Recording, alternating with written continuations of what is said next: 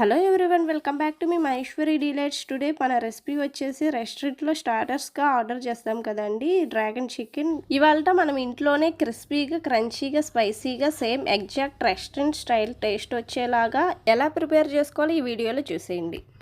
Video చూసే ముందులా వీడియోకి ఒక లైక్ చేయండి. కొత్తగా చూస్తుంటే నా ఛానల్ని సబ్స్క్రైబ్ చేసుకోండి, బెల్ ఐకాన్ని యాక్టివేట్ చేసుకోండి.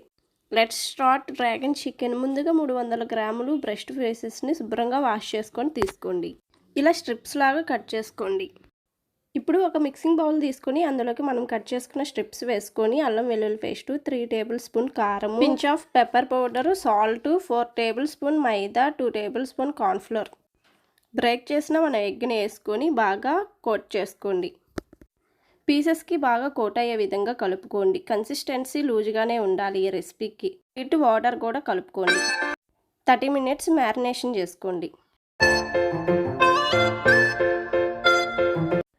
ఆఫ్టర్ 30 మినిట్స్ మ్యారినేషన్ అయినాక ఇప్పుడు డ్రై ఫ్రై కోసం ఆయిల్ని హీట్ చేసుకోండి.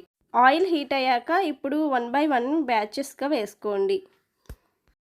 ఒకదానికి ఒకటి అంటుకోకుండా ఇలా వీడియోలో చూపిస్తున్నట్టుగా 1 by 1 వేసుకోండి.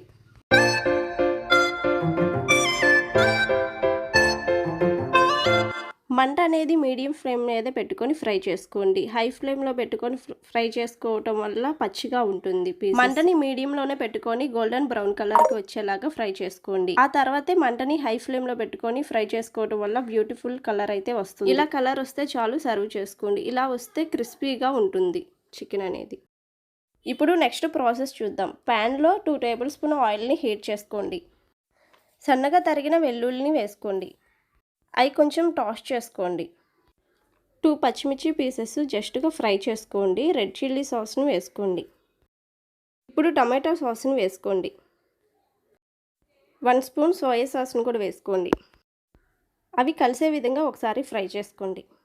వెనిగర్ లేదా లెమన్ జ్యూస్ని యాడ్ చేసుకోండి. కలిసే విధంగా ఒకసారి మిక్స్ చేసుకోండి.